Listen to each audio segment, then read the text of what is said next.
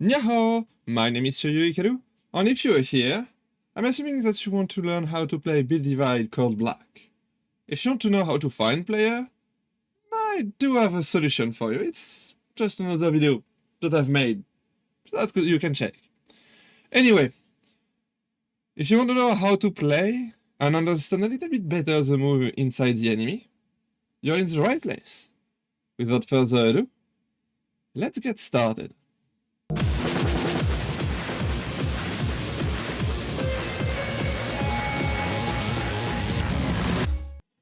So, how to win?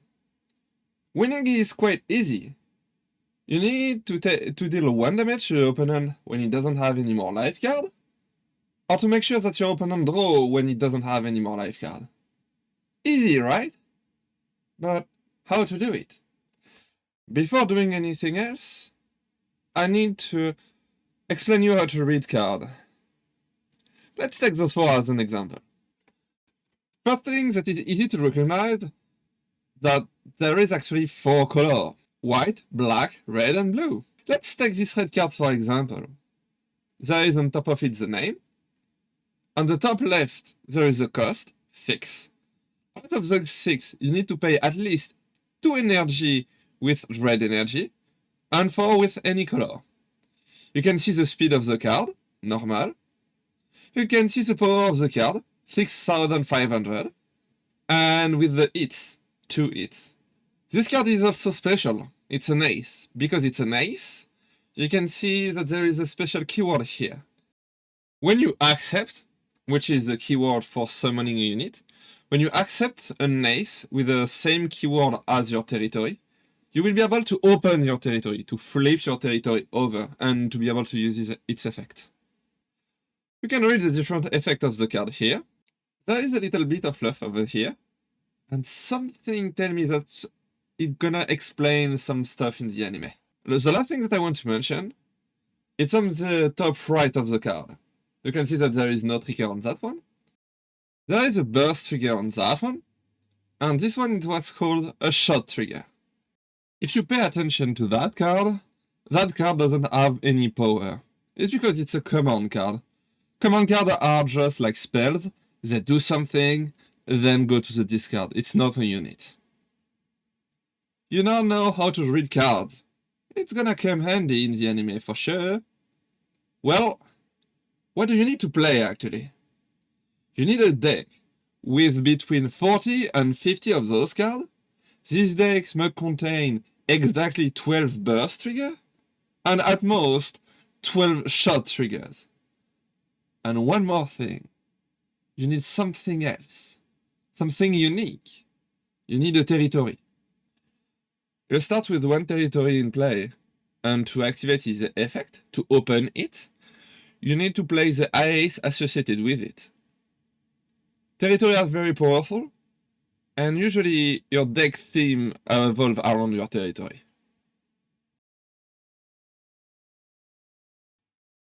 So now, how to actually play the game? The first thing to do is to set up your game. So, first step of the setup, it's to draw 5 cards. You can see that in those cards, I do not have hit my ace. I already told you that ace are very powerful, and when you don't have your ace, 95% of the time you want to mulligan them. In this game, you take the 5 cards and you send them to the bottom of your deck, and then draw 5 more cards. Whatever happened here, you have to keep your hand. I don't have my ace, which is a pretty bad hand though. Then, after you did that, if you mulligan, you have to shuffle your deck. Once you shuffle your deck, you have to draw 10 cards as your life counter. 5 of them will be into the red area, so you can group them and call that red. It's your red life area. On 5 of them, it's gonna be in your yellow life area. Oops. Play down. I mean, because there is yet no a way of having, for example, one card in yellow and one card in red, sorry, and one card in yellow. We usually tend to use only one pile of cards for all of them, but in the rule it's one red pile and one yellow. One red area, one yellow area. Then you need to draw 2 cards as an energy. So you take the 2 cards on top of your deck. There is my ace. And in up top, at least, we tend to mark them as energy. It makes things easier to recognize. So now that you've got your card and your setup is done, it's time to choose who will start. So you can use any form of random. In the official rule, it's rock, paper, scissors, but there is none in untap, so dice, flip coin, anything do the trick. The player starting will not draw during his draw phase. So let's go with 2 mock turns to kind of demonstrate to you how things plays out. During your turn, there is few phases. The first phase is the stand phase. If there is any unit that is tapped, it will stand. Tapped means that it does a 90-degree turn. So there is no tap unit because it's the beginning of the game. That's fine. Then it's the draw phase. Since I'm making like if I was starting, I skip the draw phase. Then there is the main phase. During the main phase, once per turn, you have the ability to put one of your cards as energy. I kind of want to play the partial dealer here. That costs 3 energy. Remember, 1 black, 2 of any colors. I need 1 more card to be able to play partial dealer. So I'm gonna play this card as energy. Then I got 3 energy. I will be able to pay 3 energy to accept partial dealer. Then partial dealer is on play. This is during my main phase. After my main phase, there is a battle phase. During the battle phase, you can decide who you want to attack and when. You can attack directly the life point of your opponent or any card that is actually a rest. A rest means that they are 90-degree turn, as I told earlier. So I want to attack the life of my opponent. I mean, it's kind of myself. So I'm declaring an attack to life. Keep in mind that at any time, the opponent could play quick spell. So for example, this one. This one is a quick card for 5, destroys, target a unit, destroy it. A very strong card.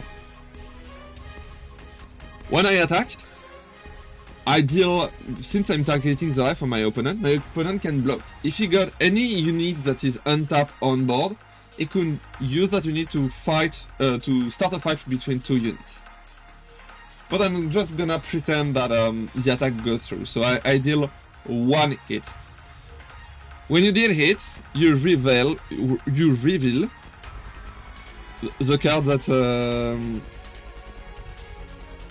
to make a trigger check. You make a trigger check. So you check your life area card. It's 1 hit, so only 1, no trigger. If this was a burst trigger, I would have taken additional damage. And if the additional damage, it's again another burst trigger, I continue until I draw 1 life that is not a burst trigger. If it's a shot trigger, so the little star one, I will be able to play its effect immediately. I can choose to play it or not. The one taking damage chooses to play it or not. So nothing happened here. And then end of the turn. During the end turn, sometimes there is an effect going on, but there is no much thing right now. So, 1 more turn for the check of demonstration. First thing first, untap. Then draw. Then main phase. During the main phase, you have the ability to take 1 of your cards and put them as an energy. You can play command card or accept unit. So I'm gonna accept another unit. After your main phase, there is a battle phase, the combat phase. I'm attacking, for example, so I'm gonna, for the sake of the, just for the demonstration, I'm gonna attack the life of my opponent again, myself then. Then there is, because my opponent can decide to block. And I'm just gonna use that to make a demonstration on how to block. So, if I block, let's say that my opponent attack with Partial Driller, and I'm gonna block with that unit. He will deal 4,000 damage to that unit, that will survive, and I will deal 4,500 to that unit that will die. Okay. Unless one unit have a specific keyword that allow it to bypass it, both units will deal the damage at the same time. So if you're blocking, for example, 4,000 with a 4,000, both will die. One more thing, when you attack, you can actually target a rested enemy unit. So I can, instead of going for life, for example, I will be able to go for the partial dealer in front of you. After the battle phase, it starts the end phase. The end phase is mainly for resolving card effects. After the end phase, it's the turn of your opponent. And you continue until one of you win. Pretty easy, right? The last concept, it's not that easy to understand. I mean, you will see. You can react with almost anything with a quick card. And so does your opponent. But what happens when multiple players play quick card? They go on top of each other in a stack manner. So when an effect is played, it doesn't resolve immediately. It gets placed in a stack. And then your opponent can react to it. And if you react, you can react, and etc. Until both players doesn't want to react anymore. Then the effect will be resolved in reverse order. So the last effect played will be the first one resolved. It's easier to understand this concept if you actually play the cards. So with that, you basically know how to play. I just want to remind you something. Please support the official product. And if you do that, we might be able to see one day this translated in English. I am pretty convinced that you know how to support a content creator if you liked what you've seen. Anyway, I need to get my hand on some key chips. Hikaru, out.